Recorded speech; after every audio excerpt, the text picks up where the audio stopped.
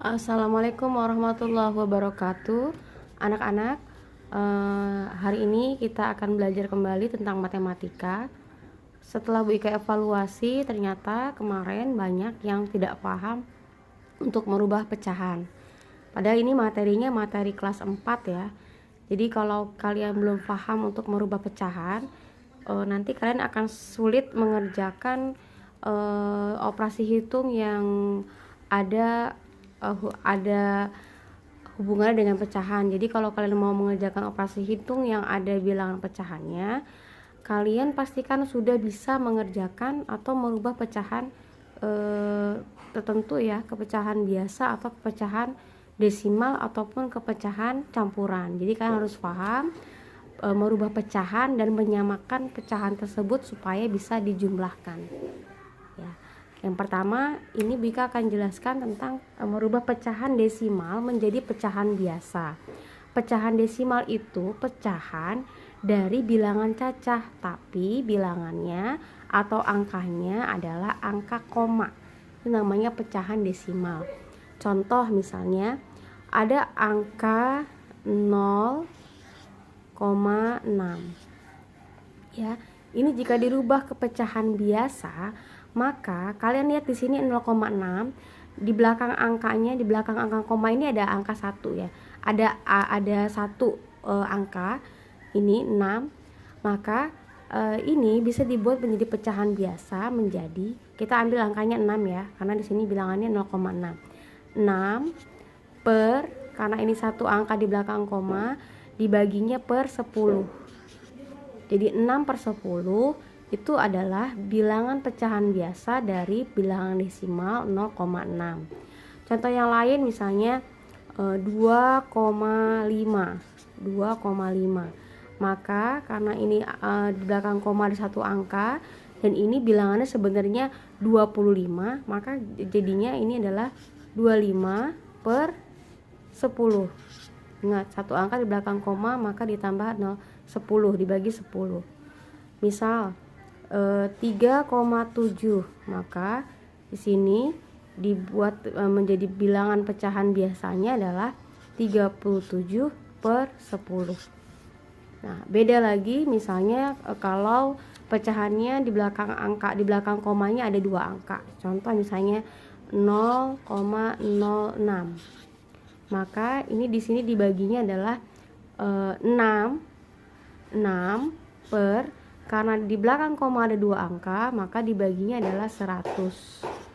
Nah, 6 per 100 adalah 0,06. Contoh lain misalnya 0,25. Maka ini bilangan aslinya sebenarnya 25 ya. Maka kita buat 25 per 100. Misalnya 0,37. Maka bilangan pecahan biasanya menjadi 37 per 100. Nah, kalau satu angka di belakang koma dibaginya 10, kalau dua angka di belakang koma dibaginya 100. Nah, angka-angka ini sebenarnya masih bisa diperkecil. 6 per 10 masih bisa diperkecil. 2 per 10 masih bisa diperkecil. 6 per 100 juga sama. Maka untuk memperkecil bilangan ini, pembilang dan penyebutnya harus dibagi bilangan yang sama. Ya, jangan yang beda, maka harus sama penyebutnya atau pembaginya. Contoh 6 dan 10. 6, 10 itu kelipatan 2. Maka ambil bilangan prima untuk membagi keduanya. Bilangan prima misalnya 2. 2 per 2, bilangan terkecil ya. Bilangan apa saja pokoknya kelipatan 6 sama 10 adalah 2. Maka 6 bagi 2 sama dengan 3, 10 bagi 2 sama dengan 5. Kalau kalian mau membagi bilangan yang sama, cari bilangan yang misalnya 2, 3, bilangan yang kecil. Yang terkecilnya kalau misalkan masih bisa dibagi lagi, bagi lagi. Contoh ini 3 per 5 ini nggak bisa dibagi lagi. Maka ini adalah bilangan pecahan biasa yang terkecilnya. Kalian jawab ini sudah betul, ini lebih tepat lagi. Contoh lain misalnya 25 per 10. Nah, ini adalah kelipatan 5. 25 dan 10 adalah kelipatan 5. Maka pecahannya supaya diperkecil, maka pembilang sama penyebutnya dibagi lagi dengan angka yang sama. Angka yang sama berapa ini kira-kira? Karena ini kelipatan 5, kita coba bilangannya 5. Ya. pembilang dibagi 5, penyebut dibagi 5. Maka hasilnya adalah 25 bagi 5 adalah 5. 10 bagi 5 adalah 2. Maka ini sama dengan 5/2. 5/2 itu adalah bilangan pecahan biasanya. Kalian jawab seperti ini betul, jawab seperti ini juga sudah betul. Ya. Nah ini 37/10. Lihat, 37 ini adalah bilangan prima. Tidak ada bilangan yang bisa membaginya kecuali 1 dan bilangan ini tersendiri. Maka ini nggak bisa dibagi lagi. Sudah menjadi bilangan yang terkecil. 37/10. 37 dibagi 3 nggak bisa. 37 bagi 2 juga nggak bisa. 37 bagi 5 juga nggak bisa. Maka ini bilangan yang tidak bisa dibagi lagi, maka hasilnya ini. Kalau bilangan ini nggak bisa dibagi lagi, maka nggak usah diperkecil lagi. Tapi kalau bilangannya bisa diperkecil, silahkan diperkecil supaya mempermudah untuk menjumlahkannya. Contoh lain misalnya ini 6/100. Lihat, ini masih bisa diperkecil lagi. 6 dan 100 masih bisa dibagi. Dibagi berapa? Karena 6 dan 100 adalah bilangan genap, maka kita ambil saja contohnya 2. Tadi kan sudah dicontohkan 2 ya. Ini 2, ini dibagi 2. 6 bagi 2 sama dengan 3, 100 bagi 2 sama dengan 50. Dan seterusnya. Seperti ini misalnya 25/100. Ini kelipatan berapa? Kelipatan 5. Maka coba kita ambil kelipatan 5, misalnya 10. 25 bagi 10 kan nggak bisa. 15 bagi 10 juga nggak bisa. 25 bagi 20 juga nggak bisa. Maka kita ambil coba misalkan 25. 25 ini dibagi 25, ini juga dibagi 25. 25 bagi 25 berapa? Sayangnya 25 bagi 25 itu 1 kan. 100 bagi 25 berapa? 4. Maka hasilnya adalah 1/4. Maka bilangan pecahan biasa dari 25/100 adalah 1/4. Oke. Yang ini nggak bisa dibagi lagi, maka hasilnya ini. Ya, itu ya untuk mempermudah kalian memahami atau merubah pecahan desimal menjadi pecahan biasa. Karena Bu Ika lihat saat kalian mengerjakan, kalian belum paham bagaimana cara merubah pecahan desimal menjadi pecahan biasa atau sebaliknya. Oke. Selanjutnya Bu Ika akan menjelaskan lagi bagaimana merubah pecahan campuran menjadi pecahan biasa atau misalnya merubah pecahan persen menjadi pecahan biasa ya. Baik anak-anak, nah ini sekarang kita akan belajar tentang merubah pecahan campuran menjadi pecahan biasa. Menjadi pecahan biasa. Nah, jadi untuk merubah pecahan campuran menjadi pecahan biasa kan harus paham dulu pecahan campuran itu seperti apa. Pecahan campuran itu seperti ini contohnya ya. Misal 3, 2/7. Kalian lihat, ini 7. 7 itu adalah penyebut ya, 2 adalah pembilang.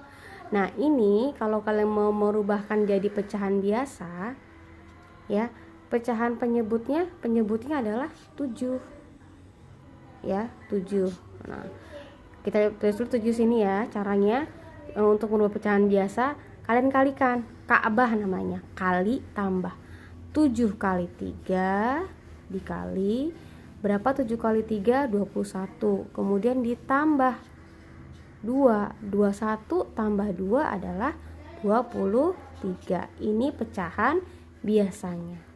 Nah, ini cara merubah menjadi pecahan campuran ke pecahan biasa itu di Ka'bah, dikali tambah 27/3. Ini nggak bisa diperkecil lagi karena masing-masingnya ini 23 bilangan prima, 7 pun bilangan prima. Ya, jadi ini nggak bisa diperkecil lagi. Jadi seperti ini ya untuk merubah pecahan campuran menjadi pecahan biasa. Ini pecahan campuran, ya, yang ini pecahan biasa. Nah, bagaimana kalau kita mau merubah pecahan dalam persen menjadi pecahan biasa? Caranya sama seperti tadi yang merubah pecahan desimal. Contoh 25%. Tadi Bika sudah jelaskan. 25% itu sama juga dengan 25/100. Karena persen, maka ini persentasenya kelipatan 5, maka carilah bilangan yang bisa membagi keduanya. bilangan yang bisa membagi keduanya itu adalah 25. Ya, maka 25 bagi 25 adalah 1. 100 bagi 25 adalah 4. Nah, contoh yang lain misalnya 75 per 100. Nah, kira-kira dibagi berapa ya? 75% adalah 75 per 100. Kira-kira dibagi berapa ya ini? Misalkan kita ambil 75 itu bisa dibagi 25, maka dibagi 25. Ini dibagi 25 juga. 25 kali berapa yang menghasilkan 35? Dia menghasilkan 75. Maka di sini 25-nya adalah kali berapa? Kali 3. Maka di sini jawabannya adalah 75 kali 2 dibagi 25 adalah 3. 100 bagi 25 adalah 4. Maka hasilnya 3 per 4. Oke, nah sekarang bagaimana kalau 15%? Kalau 15% berarti ya kita lihat ini kelipatan 5. Maka coba kita bagi kelipatan 5 yang terkecil. Contohnya 5 ya. Misalkan kita ambil 5 bisa membagi 15 bisa bagi 5, 100 bisa bagi 5. Oke. 15 bagi 5 berapa? 15 bagi 5 adalah 3. 100 bagi 5 berapa? 100 bagi 5 adalah 20. Maka bilangan pecahan biasanya adalah 3 per 20. Contoh lain misalnya 20 per 10 per 100, atau ini 20%. Ini 15%, ini 20%. Ya, 20 per 100 berapa? Ini dibagi berapa 20 ini? Oh, kita ambil 20 bagi 20 bisa loh. Ya, kita ambil 20. 100 bagi 20 juga bisa. Kita bagi 20. Maka pembilang dan penyebut dibagi 20 yang sama. Maka 20 bagi 20 adalah 1. 100 bagi 20 5. Maka ini adalah pecahan biasanya. Kalau kalian sudah paham merubah pecahan persen ke pecahan biasa, pecahan campuran ke pecahan biasa, desimal ke pecahan biasa, atau dari pecahan campuran ke pecahan biasa, insya Allah kalian bisa mengerjakan soal yang berhubungan dengan operasi hitung bilangan pecahan. Nah, coba sekarang kalian kerjakan di Google Class soal-soalnya. Ada 3 soal, tapi kalian harus ingat sifat-sifat operasinya. Kalau ada perkalian, maka perkalian dulu yang kalian kerjakan ya. Kalau ada pembagian dan perkalian, maka dikerjakan paling kiri. Wika akan memberikan soalnya dengan mudah supaya kalian bisa mengerjakan soalnya dengan baik.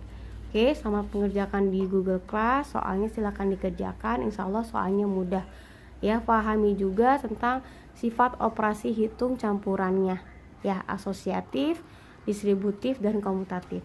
Itu saja mungkin dari Bu Ika. Assalamualaikum warahmatullahi wabarakatuh.